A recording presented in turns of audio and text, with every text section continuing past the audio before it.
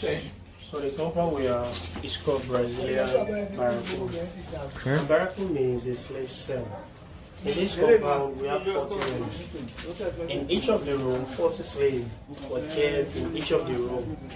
A minimum of 1,600 slaves are brought to this compound at a time. So this is a man that owns the compound. And this man is called Seriki Williams Abass. But his own birth name was Faremilekun. How come Faremilekun now bear Seriki Williams Abass? So this man, he was captured as a slave at the age of 6 in a town called Ijoga Orile in Ogun State. And then once the slave is being captured, they are no longer to revenge their own name, while they revenge their master's name. The first person that bought him is Abass. Abass came from Dahomey.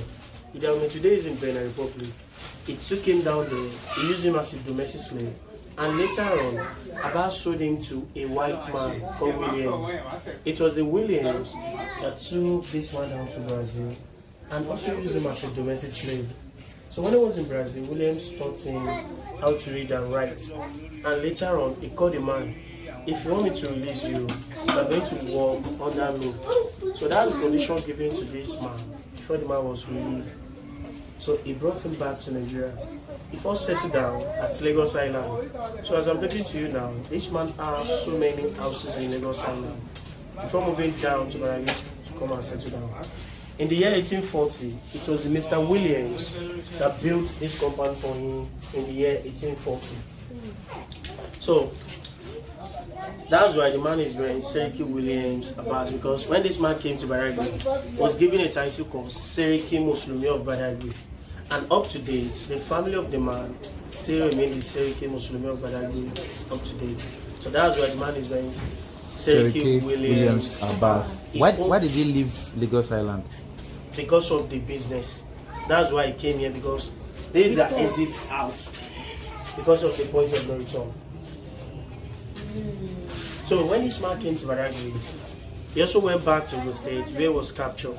He founded 2 towns in Ogun State. He founded Ayeto in 1902. When you get to Ayeto today, you see the status of the man at around about in Ayeto. And also founded a town called Ijoga, also in Ogun State. So I'll talk about the man later. These are some European products they use in the exchange of slaves.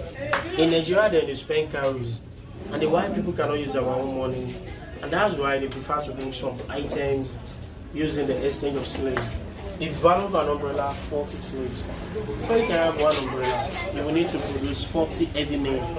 And we still have one of the umbrella in our museum up to date. A bottle of gin, 10 slaves. The big canoe gun, 100 slaves. While the small canoe gun, 40 slaves.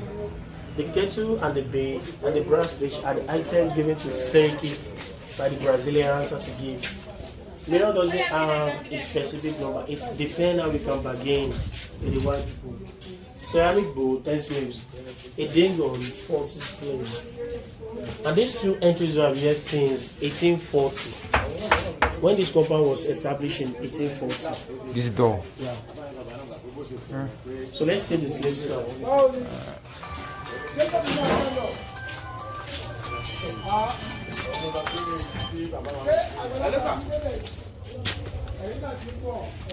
Want to see the slave cell.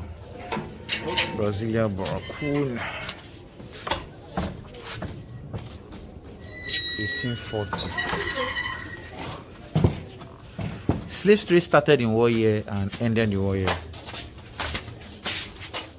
What is it? The slave trade started in what year and ended in what year? Nobody can say precisely when it started. But slavery ended in Badagry in 1886. 1886. So you can't say, nobody can say precisely when it began. As we did so there is a man we are talking about, and this is how the man is normally dressed as a Seriki then. So these are the members of Council of Seriki. The umbrella you are looking at in that picture, and this umbrella here, and this is one of the umbrella they brought in the exchange of slaves. A value of this 40 human beings, and this umbrella now is more than 200 years old. And this is one of the most important things the vice president came to visit. So this is when he came, and he said he came purposely because of this umbrella.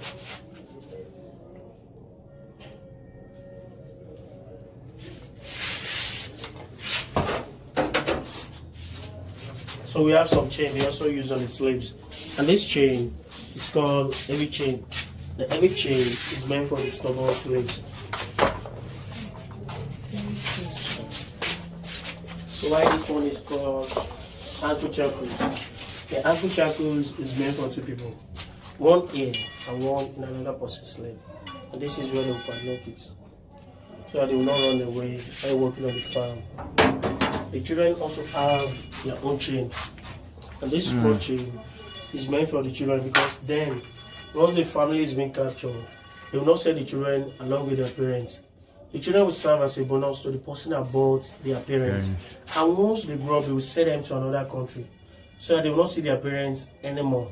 And that's why when they abolished the slave trade, most of the slaves cannot trace their roots. So this object is called iron drilling bit. Iron drilling bit, they use it to write their name at the back of their slaves in order for them to identify their slaves. Anytime they want to use it, it will be very, very hot. And during that period, most of the slaves die because they cannot bear the pains. So 40 people are going to this room.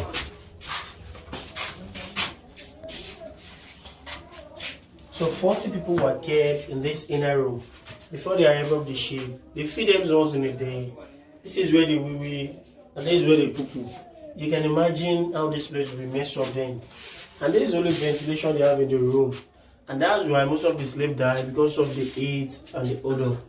A gramophone record used by Seriki then. And this is one of the bottle of gin they brought then. I.S. Mena Vienna 1873 was written on the bottle.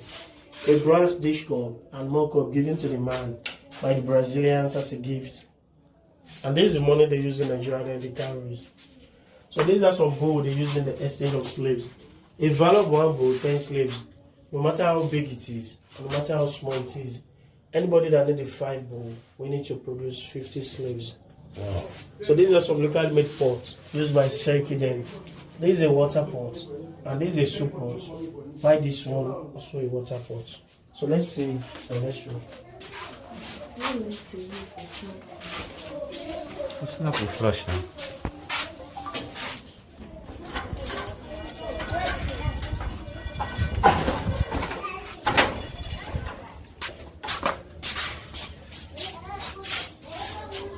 So this is the status of Seriki. The clothes he wore in the picture over there. And this is the original clothes you are looking at here. This is the staff was given to him as a Seriki then by General Olugard. A kind of torture given to slaves who disloyal their masters.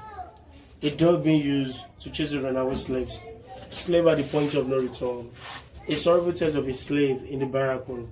And this is how they guide them out while working on the farm, in order for them not to eat the farm products or not to communicate with each other, so that they will not plant cook against their masters. Another 40 in this room. So you can see the same window. This is how they hang men, and this is how they hang women, because they have sexual intercourse together, and which is why in slavery. And once they are caught, there is a kind of punishment given to them, and this is how they've been hanged till they died. So these are the daughters and sons of Seriki. This is the first daughter, the second daughter, and this is the first son. You can see the first son wearing his father's clothes, and this is the last one of Seriki. So this is the present Seriki now. It's the grandchild of Chief Seriki. Seriki, okay. Yeah. Razak Baniri Abass. Yeah. So these are legal tender and promissory notes written by Chief Seriki then. Okay, certificate of registration for... How we do registration here?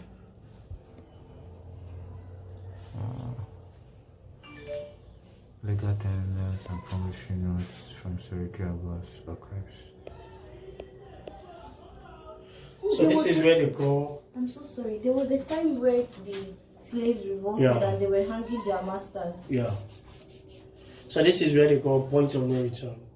Point of no return. Once they leave this room, they are going to the point of no return. Once they leave here. Once they leave this room or this compound, they are going to the point of no return. Here, they've not been bought. When they are here, they've not bought them. No. Once they have been bought from the slave market, there is a store. Okay. They store them. Okay. That's why they call this place slave cell. Okay. Barracoon means a slave cell. Okay. So this is where the slaves were kept. This is where they are stored. So once they move from this compound, they are going to the point of no return. When you cross to the other side of the laguna, you see this signboard, Badagry slave route, and there is a route of the journey to unknown destination, the original slave route. And there is the island where the ship are. Before getting to the island, there is a well. Along the island, they call the well Spirit Attenuation Well. And once the slave drink the water, they will lose their memory. And not until when they go to where they are going to, they will gain their memory back. So when you get to the other side now, you see the well, and there's water inside the well, up to date. So who dug the well? Was the well dug? African leaders. Okay.